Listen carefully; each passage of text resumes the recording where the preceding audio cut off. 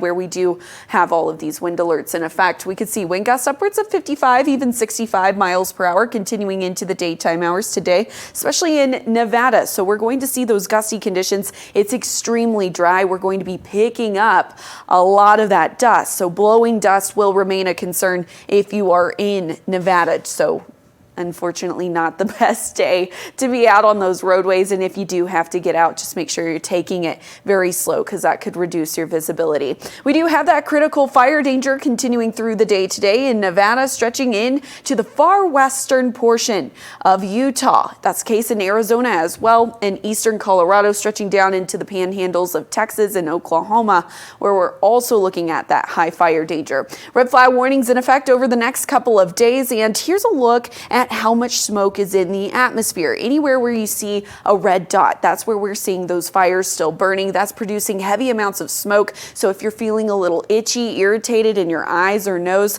it's probably because of the smoke in some of these locations. Now, we will continue to monitor that chance for very high gusty conditions and fire danger, but dry thunderstorms is also going to remain a factor. Anywhere in this lighter gray shaded area along the Four Corner region, dry thunderstorms, which means we'll be seeing that chance for a couple rumbles of thunder, but unfortunately some of these thunderstorms, it's just so dry outside, all of that water and moisture not able to make it to the ground, and a lightning strike could actually start a fire. So keep that in mind if you're in those locations. But the good news is we'll start to see more of that moisture pump in the atmosphere from the Pacific, also from the Gulf of Mexico. This is what we like to call our monsoon season. Daily showers and thunderstorms along the Four Corner region will be expected in the afternoons, not only into today, but also headed into the rest of the weekend and the start of the next work week. Some of these locations have been so dry,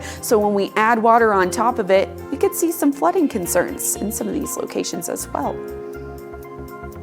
Northeast Kingdom of Vermont into northern Maine as we continue into Sunday and Saturday, or excuse me, Sunday as well. Could have a few more showers into eastern Massachusetts. So not a lot of heavy rain except for in Maine today, where we could see over an inch. Temperatures in Boston go from 89 today down to 68 on your Saturday. Talk about a cool down. Let's head down to Charlotte, North Carolina to show you some of the showers that went through on Thursday and a chance for a few more strong storms today. Yeah, a few more strong storms are possible in Charlotte as we continue into the mid to late afternoon. So if you are going to head to the theme park in the morning through the early afternoon is going to be the best time to do so. Now, we're going to expect those stronger thunderstorms to spark up headed into the latter part of the day today. And again, it's going to be a hot one in the forecast. I mean, you can see the darker shade of red.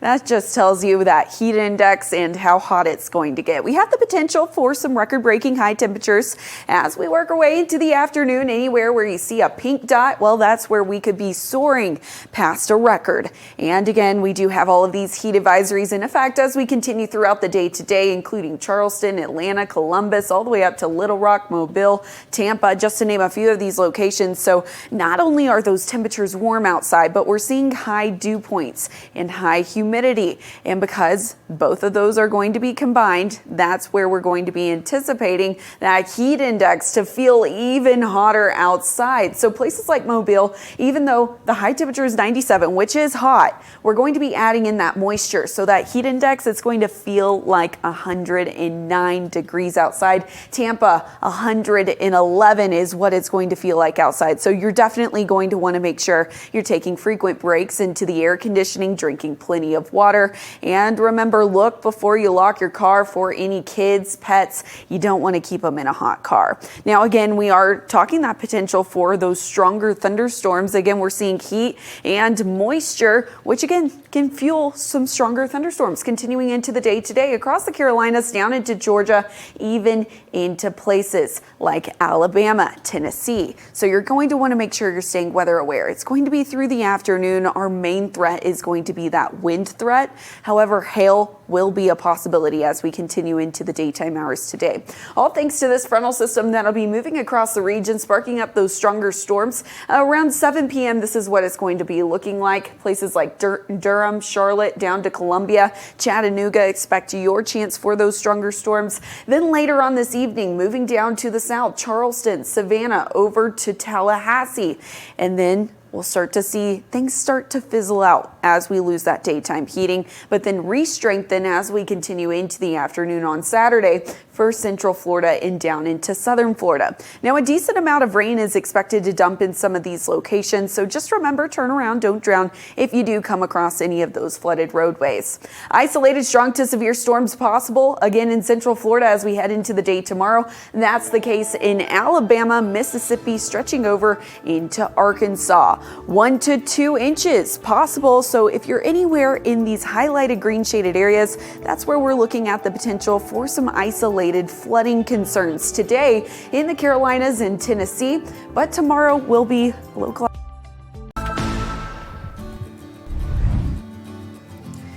Welcome back to Weather Nation. Happy Friday, everyone. Louisville, Kentucky, one of the places in a severe thunderstorm watch as we continue through the early morning hours until about 8 a.m. is when we're looking at that watch to be in effect for. So I'll go ahead and turn it on so we can get a better idea for if it is in your location or not. Anywhere in the highlighted pink shaded area, including places like Louisville, all the way over to Evansville, Owensboro, all the way over to Salem, Mount Vernon, Carbondale, Bloomington, just to name a few of these locations. So basically, if you're in the northern half of Kentucky, southern half of Indiana, Illinois, that's where we're looking at that chance for more severe activity continuing into the rest of the morning hours.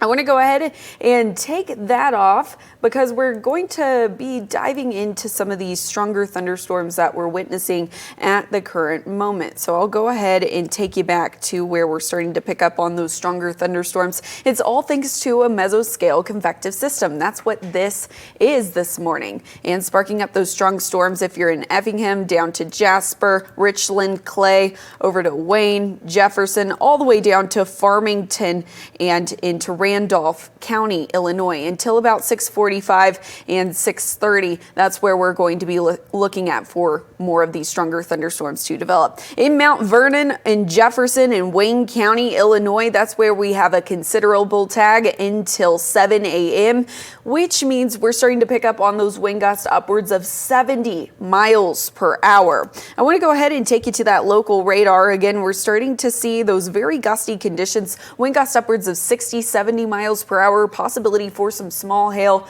associated with these thunderstorms. So if you are in those locations, you want to make sure you're staying weather aware. I'll go ahead and take you back to that national radar. Again, that's where we're starting to pick up on those stronger storms. Now in Shelby County, Effingham, and in Jasper County, Illinois, until 6:30 this morning, we do have that flash flood warning in effect, until 10 a.m. So you want to make sure you remember, turn around, don't drown. That's the case in Springfield and Morgan County, Illinois, in Brown and Adams until 6:30.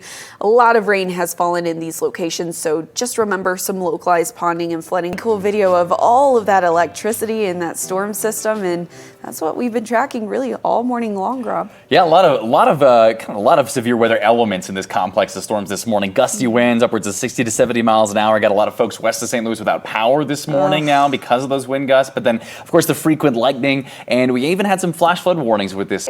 All thanks to this frontal system that'll be moving across the region, sparking up those stronger storms. Around 7 p.m., this is what it's going to be looking like. Places like Durham, Charlotte, down to Columbia, Chattanooga, expect your chance for those stronger storms. Then later on this evening, moving down to the south, Charleston, Savannah, over to Tallahassee.